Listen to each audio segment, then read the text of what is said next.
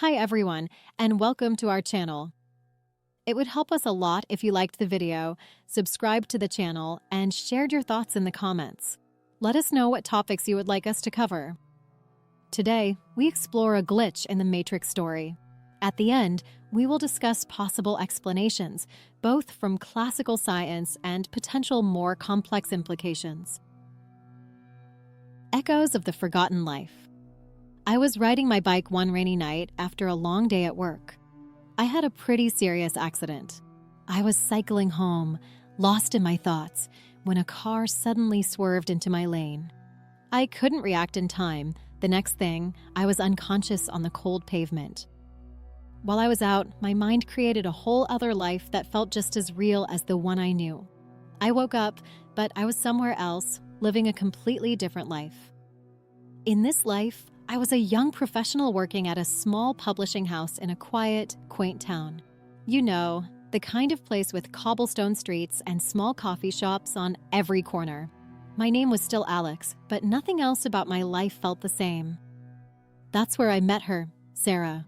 She wasn't just beautiful. She had this way of making everything feel lighter, easier. We met at a book event where she poked fun at my awkward choice of tie. That small moment somehow turned into coffee dates, then dinners, and eventually a relationship. We got married a year later, surrounded by friends and family. On our wedding day, Sarah gave me a painting as a gift. It was a stunning image of a forest at dusk, and she said it represented the calm and stability I brought into her life.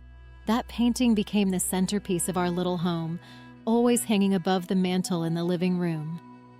Our life was, well, perfect.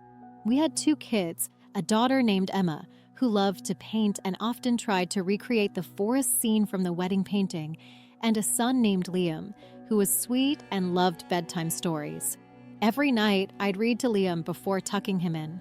Those moments with them became the heart of my life. Then one day, while sitting in the living room, I noticed something strange. The painting looked different. The trees seemed warped, like their shadows weren't right. At first, I thought I was just imagining things, but the more I stared, the more wrong it seemed. I couldn't stop looking at it. The colors felt a bit off, and the image, which I once found comforting, now seemed to hint at something that was wrong. I couldn't stop looking at the painting. Night after night, I sat there, fixated on it. I stopped eating properly and lost track of time. Sarah became very worried about me. She even asked a friend to come over and try to help me snap out of it. But nothing worked. The more I stared at the painting, the more I felt that something in my life wasn't real. One night, while I was looking at the painting, I realized that nothing about my life was real. Not the house, not Sarah, not Emma and Liam, and it broke something in me. I noticed a shadow that grew larger and larger until everything around me turned black. I felt sharp pain and heard muffled voices all around me. Then, suddenly, I woke up. I was lying on cold, wet asphalt, surrounded by strangers. Someone was checking my pulse, and others were talking all at once, asking me if I was okay. It took a while to realize I was back in the real world. Paramedics helped me up, and eventually, I was taken to the hospital. There, after several tests, the doctors told me that I hadn't suffered any serious injury, even though I couldn't explain the odd events that led to my current state. And I couldn't shake the feeling that something was deeply wrong. In the hospital, as I slowly started to piece my thoughts together, I remembered the other life I had experienced while I was knocked out. It hit me hard that my family, my nice steady job, and all those good moments might have been nothing more than a vivid dream made by my mind during that long blackout. After coming home from the hospital, I fell into a deep sadness. I mourned the loss of the life I had experienced in my dreams. It was hard to accept that the family I had grown to love so deeply was not part of my real world. I felt lost and alone, struggling to find comfort in a reality that now seemed so cold and empty. The painting, the one that had changed everything, was still with me in the real life, a gift from a close friend.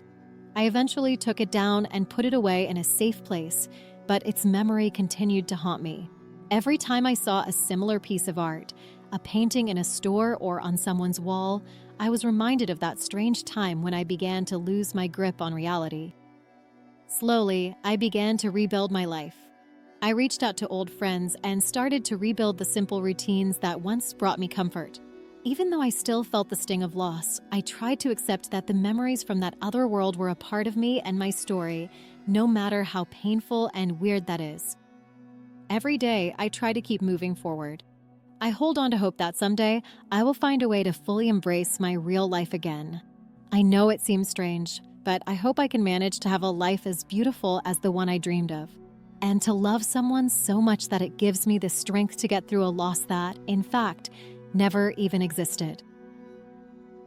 First, let's see what possible paradigm-shifting scientific theories could explain this event. Quantum brain connectivity. Some speculate that during unconsciousness, our brain's quantum processes might somehow tap into other layers of reality.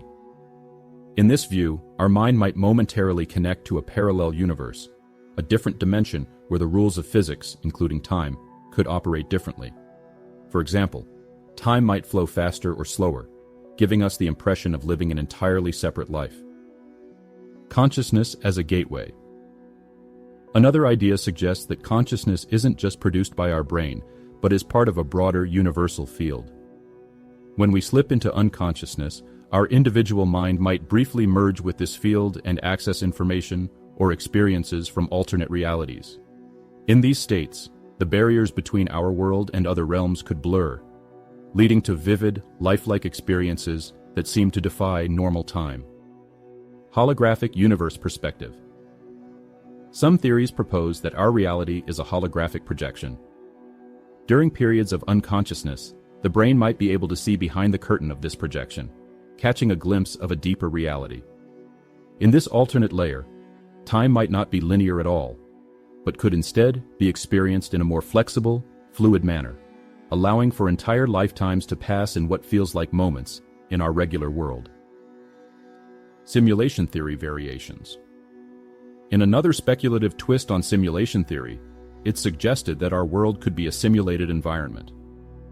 When our brain goes offline or enters a state of altered consciousness, it might inadvertently access hidden layers or subroutines of the simulation.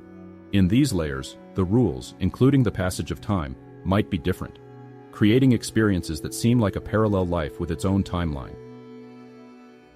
Here are some classic, scientifically accepted explanations for experiences like these. Hypoxia and brain trauma. When the brain doesn't get enough oxygen, hypoxia, such as after a fall or head injury, it can lead to vivid hallucinations or dreamlike states. This lack of oxygen may disrupt normal brain function, causing the mind to create elaborate scenarios or memories that seem very real. Dissociative states. Traumatic events or extreme stress can trigger dissociative states. In these states, people might feel detached from their body, or experience memories and sensations that feel separate from their normal life. This is a well-documented response in psychology when the brain tries to protect itself during overwhelming events. Near-death experiences. Some people who have come close to death report experiences of entering another realm or living an alternate life. Scientists suggest that near-death experiences might be caused by a mix of brain chemistry changes, including the release of certain neurotransmitters during extreme stress, which can lead to sensations of being in a different reality. Temporal lobe activity and epilepsy.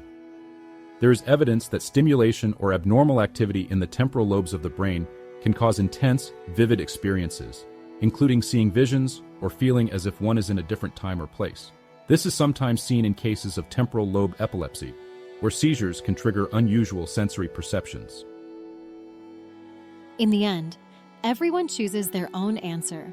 We present both possibilities. But these types of experiences, which many people go through in a similar way, can make us think and wonder. Thank you for watching our video. We'd love to hear your thoughts and topic suggestions in the comments.